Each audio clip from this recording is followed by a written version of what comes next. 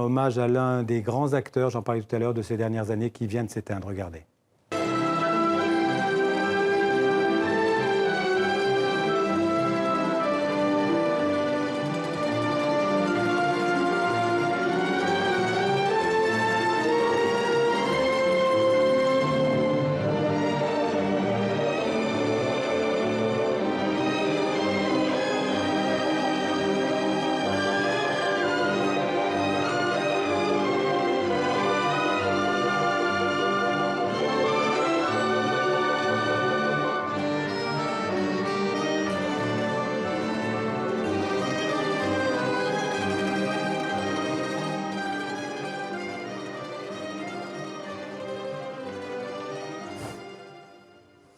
Voilà, donc on vient de voir Omar Sharif, c'est un extrait du Docteur Jivago de David Lean avec Julie Christie qu'on vient de voir à ses côtés. Donc Omar Sharif qui vient de s'éteindre au Caire, il avait 83 ans. Oui, Docteur Jivago, Xavier, c'est son plus grand succès international public à Omar Sharif.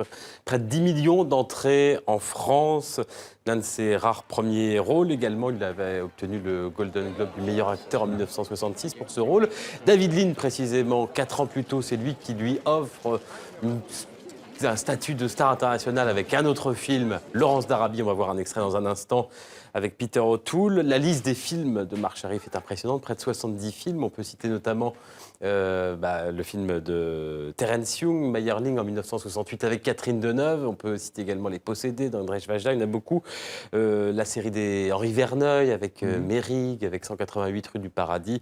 On verra un extrait d'un autre film dans quelques minutes. On savait qu'Omar Sharif était malade. Son fils avait annoncé qu'il était atteint de la maladie d'Alzheimer. Omar Sharif qui finalement aurait survécu seulement quelques mois au grand amour de sa vie, Faten Hamama, l'actrice égyptienne. Il l'avait rencontrée en 1954 sur son tout premier film, Ciel d'enfer, film de Youssef Chahine. C'est vraiment Chahine qui lui a fait découvrir le cinéma, qui lui a mis le pied à l'étrier. Ils se rencontrent. Omar Sharif est alors un étudiant d'un quartier d'une famille très aisée, huppée, et sa vie a basculé. Chahine lui propose de faire du cinéma. Chahine Sharif, justement, on est en 2003 sur TV5 Monde, au Festival de Marrakech. Les voilà tous les deux avec Patrick Simonin.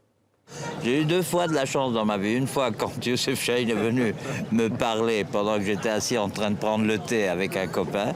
Il m'a dit, est-ce que tu veux faire du cinéma? J'ai dit oui, j'aimerais bien. Il m'a donné mon opportunité, il m'a lancé. Et une autre fois, j'étais tranquillement en Égypte et on est venu me prendre pour tourner Laurence d'Arabie. On m'a fait venir ici et voilà. Et naturellement, tout le monde garde l'image de ma première présentation qui était vraiment une chose magnifique. J'ai eu de la chance justement d'abord d'être présenté pour la première fois au public occidentaux et en même temps dans cette introduction vraiment historique qui fera partie des scènes connues dans l'histoire du cinéma. Qui est-ce?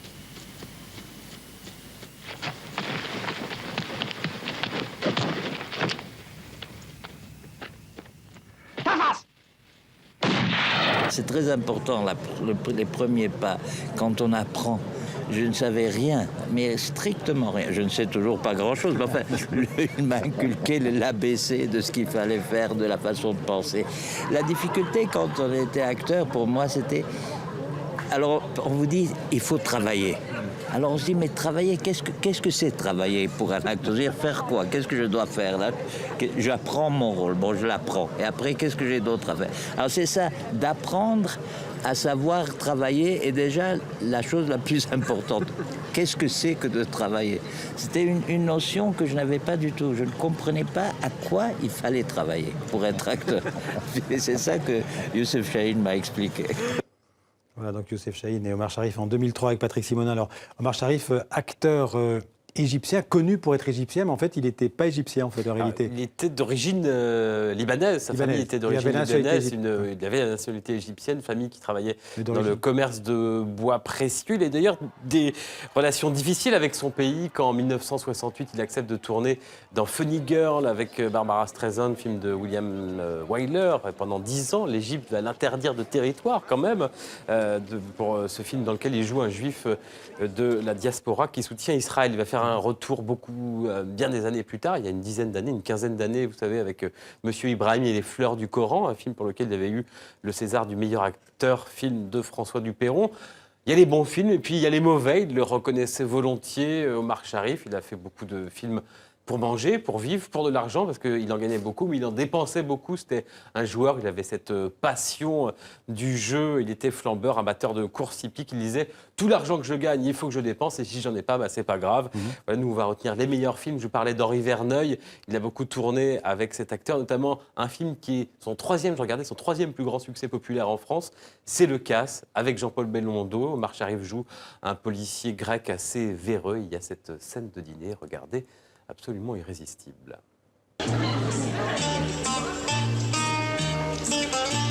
Donnant, donnant, où sont les émeraudes?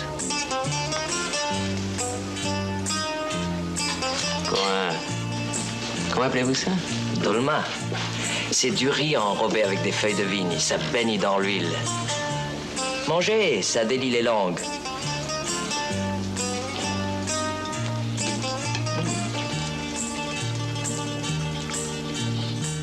Voilà, Le Casse d'Henri Verneuil sur cette musique, c'était New Morricone. Notre hommage à Omar Sharif. Merci Jean-Baptiste.